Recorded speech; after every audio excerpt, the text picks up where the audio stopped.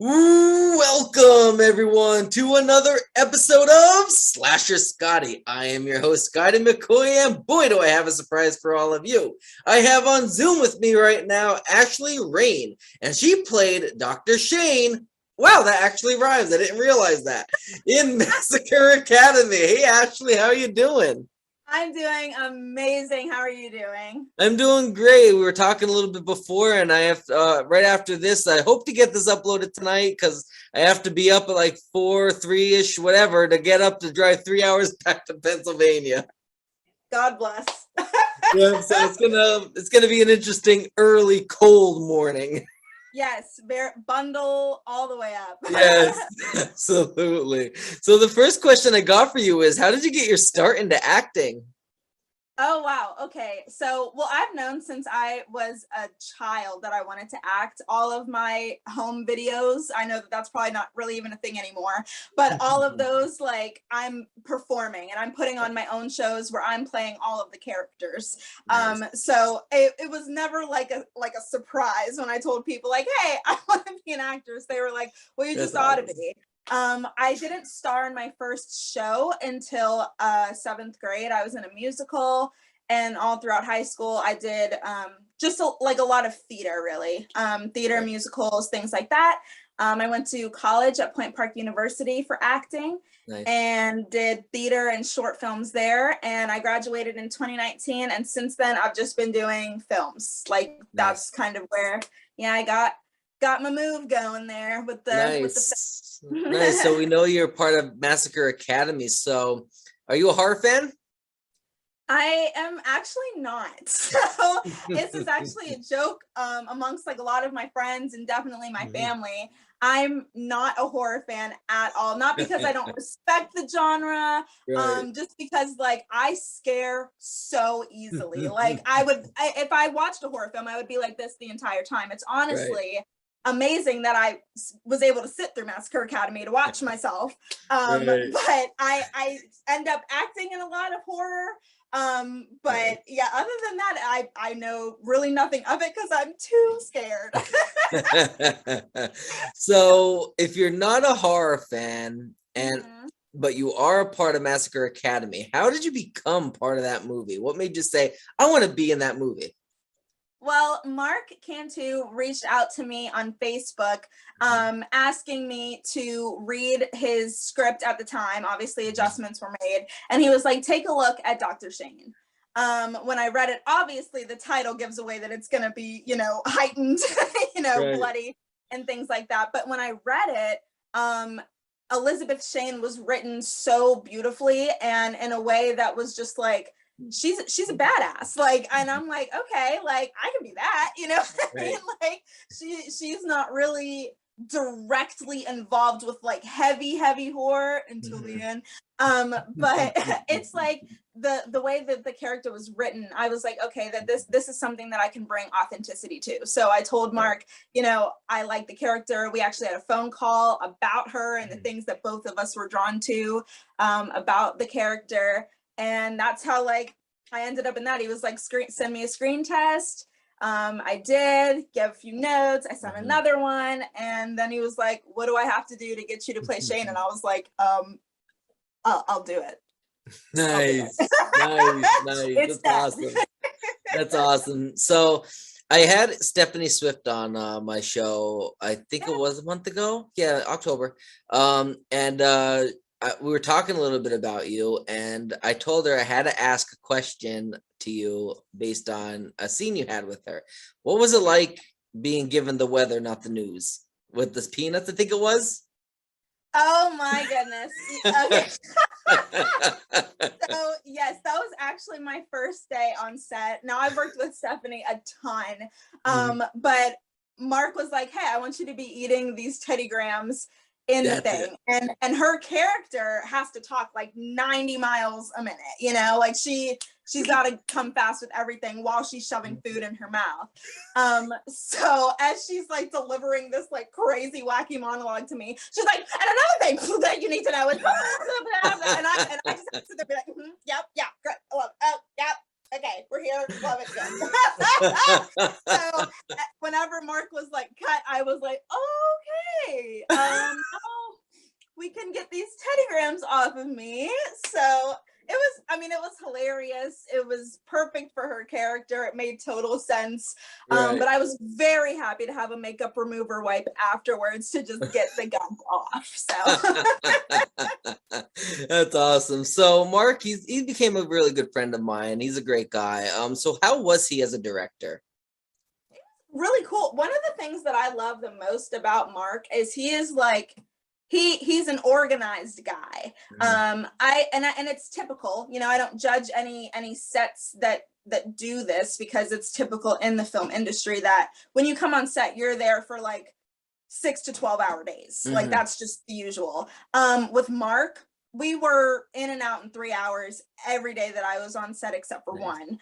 And to me, like that's so attractive. I'm like, wow, I have my whole day. Like, what do I do? Like, I thought that I would just like be gone all day. This is so crazy. So that was really cool. Just his like efficiency and having a game plan, not showing up being like, what are we gonna do today? Maybe we'll do this. I don't know. Like, we'll get a couple shots of that. And I don't know. Like, he had storyboards, shot list, knew exactly what he wanted, how he wanted it. And to me, like, I respected that because all of our time is valuable. So to allow us like that efficiency and to do that on all of our behalves, I that was one of my favorite things about working with him. Is, I mean, I wouldn't have minded doing the longer days, but the fact that it's like, you know, there was just so much respect for everybody's time, and just knowing that a lot of our characters were very emotionally invested into what we were doing, especially towards like the end of the film, like those shoot days where we have to have, you know, breakdowns and things like that. You know, it was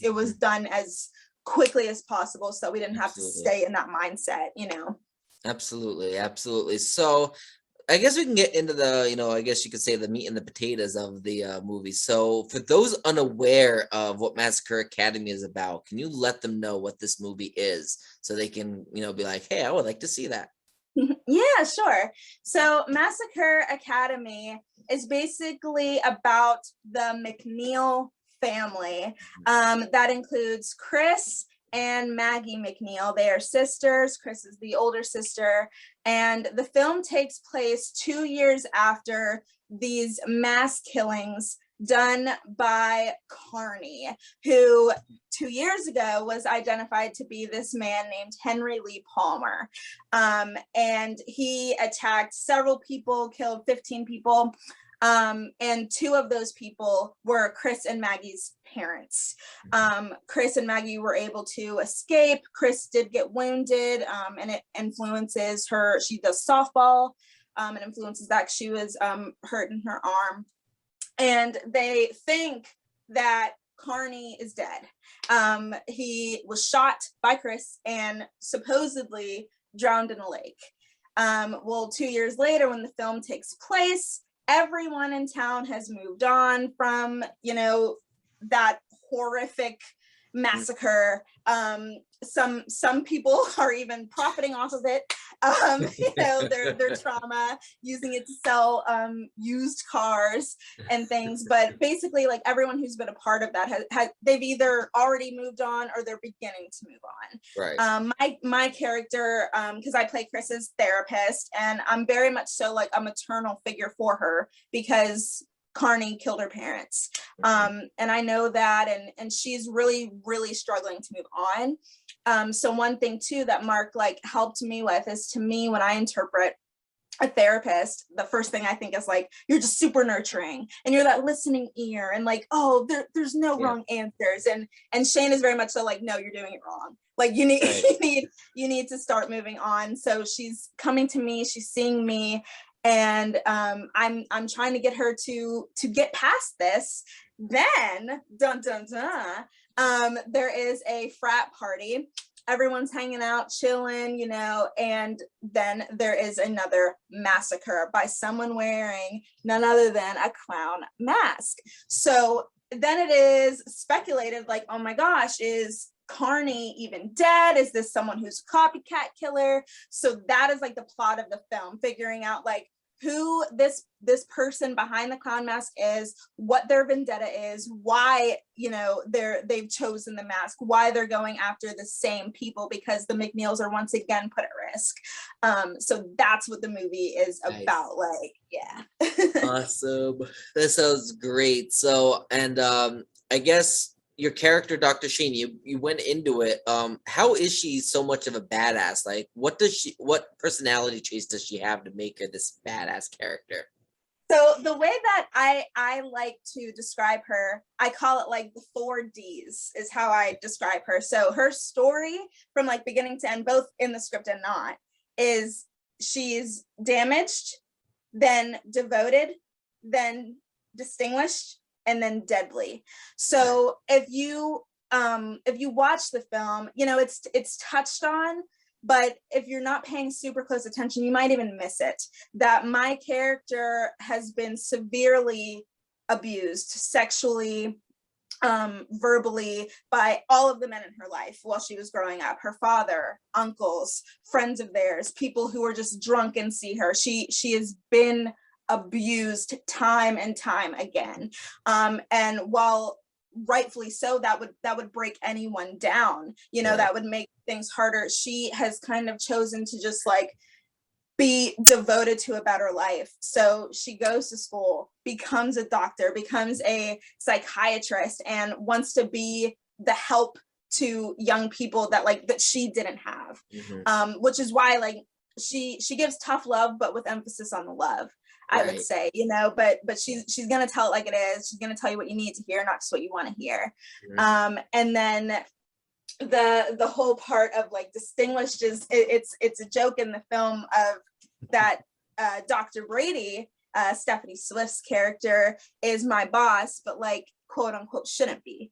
And what a lot of people don't know is Stephanie's character was originally supposed to be Rick Dutrow, who played Hallenbeck, and Hallenbeck was supposed to be another gentleman. So my character was supposed to be surrounded by these men that like she was led to have some sort of distrust for because of her past. And so that was slightly changed with the casting and everything, thus not making it as obvious that my character has this distrust of men. But essentially, like, she gets pulled into the antics of Carney and trying to figure out what's going on. And she's not your typical therapist. You know, it's not just like, let's have a session and talk about it. She is with Chris every step of the way, trying to track down this killer and potentially figuring out who it is. You know, I don't want to spill too much. I want people who are seeing this to want to see the film. Right. But let's just say if I were in a fight, I would want Shayne on my side. She's Mama Bear. She's going to protect her young, you know? Awesome. That's awesome. So what was the best part about filming Massacre Academy, and what was the worst? Okay, so the best part about filming Massacre Academy was definitely the cast and crew. I think anyone who's been on a set, you may not love everyone on there, get along with everyone in there. Like, it's just natural. We're all different humans. We all have different personalities. It just may not happen. But on this particular set, we are all super close. I mean, we wrapped this film in February or March, and we are all still in discussion with one another. We have like our own private little group chats. We hang out. I've acted with other things with some of the cast. Like we've just all formed such a bond that's lasting, which I think is not always the case. You know, you might get close to someone on set, but then once the production wraps, you know, a text here is missed, a call here is missed, and then you kind of just like, you're over here, you know. But we haven't let that happen. So I think to me, like, the friendships that I've gotten from this film have been my favorite part. The worst part, okay, I guess we can have a little story time. So nice. I like story time. One of the days on set, Mark actually sent out the wrong call sheet to the cast. So we all show up to this one location to find out that that's not the location that we're supposed to be at. So from where we went to, I lived an hour away. So I already drove like an hour to get here. And then when Jess, actually, who plays Chris, is the one to like call him and be like, hey, like, what's going on? He's like, oh, my bad, like, gave the wrong call sheet. Here's like the right place that you're supposed to be. And he either just verbally said it to her or just like texted it to her. And she was like, oh, guys, like, we're supposed to be on Fifth Avenue. Well, anyone who like is super familiar with Pittsburgh, Fifth Avenue is downtown, whereas Massacre Academy was filmed in McKeesport. So to me, I'm like, oh man, that sucks, because I had to go through downtown to get to McKeesport. So I'm like, okay, like, we'll all go. So I'm driving my own car and other people are like carpooling and stuff. And I don't know if I'm just like not educated or like what happened with communication, but there's, I guess, a Fifth Avenue in McKeesport that everyone else went to. But I went downtown, which is another 30 minutes from where we were. So I drive 30 minutes. And while I'm driving, I'm like 20 minutes in, I get a message from Mark like, hey, like, are you close? And I was so confused because I'm like, it's like not everyone driving to the same thing. Like, am I just a really slow driver? Like I'll be there in 10 minutes. Like, what do you mean? So I get there and I can't get in the place where I think I'm supposed to be. And I'm like, hey, like, can you come unlock the door? And he's like, well, we don't see you. And I'm like, what do you mean you don't see me? I'm in Fifth Avenue. And he's like, well, do you see this landmark and this landmark? And I'm like, no. And he's like, oh, like, I don't know where you are. And I'm like, well, I'm downtown. And he's like, oh no, like, you're supposed to be in McKeesport. And I was like, oh my gosh. Kidding me. So then I have to drive another half hour to get back to McKeesport to find out too, the place where like I'm supposed to be was like 5 minutes from like the initial wrong address. So like everyone else drove 5 minutes, but I'm like you already drove the hour and then you drove about 20 to another half hour and then another like 2 hours already. Exactly, before I filmed a single shot. So that was definitely like the worst day. And then of course too, it just became like I became the butt of every call sheet send out of like, Ashley, you're gonna go to the right address. And I'm like, first of all, okay, we need some zip codes so that no one gets lost. But that was like, now we can laugh about it. But the day of, oh my gosh, I was having a time and a half, Scotty. Oh my god, that would drive me crazy. Because I mean, it's not like you drove an hour there and then it's like it was like another half hour away. Like you had to drive like double the time of everything. Like that's crazy. That's crazy. And I can only imagine the jokes. And I know Mark's personality, and I can imagine the jokes. Every time I was on set, they're like, "Oh, you found it," and I'm like, That's hilarious. Oh my gosh. So the last question I got for you is, do you have any other films or projects in the works that you would like to promote to the listening and viewing audience? Absolutely. So I actually one of my films just premiered. It's called Little Mouse, which that is a horror film as well. Nice. I play the lead in that, and I'm captured by a serial killer. That was written by Matt Zillick, and he was also the cinematographer and directed by Delaney Hathaway. So if you know them or see them on Facebook, contact them about seeing the film. And I just got cast in a romantic comedy, which is much more my speed, called Swipe. That is an independent TV series that I am starting to film actually on Saturday. So I'm pumped about that. Check out the Indiegogo, please. We love food and insurance and all of those. So please check out that page and get hyped for that. Awesome. I'm super pumped. So thank you for letting me plug that, Scotty. I appreciate it. Awesome. Absolutely. Well, I thank you so much, Ashley, for joining me tonight. Of course. Thank you for having me, and safe and warm travels to you. Thank you. I'm going to do my best to get this uploaded tonight before I hit the sack so I can be up at 3-4 in the morning. Oh, yes. It's not going to be fun. My heart hurts a little bit. Yes, absolutely. Well, you have a great rest of your night and stay safe. Thank you so much. Yep. Bye.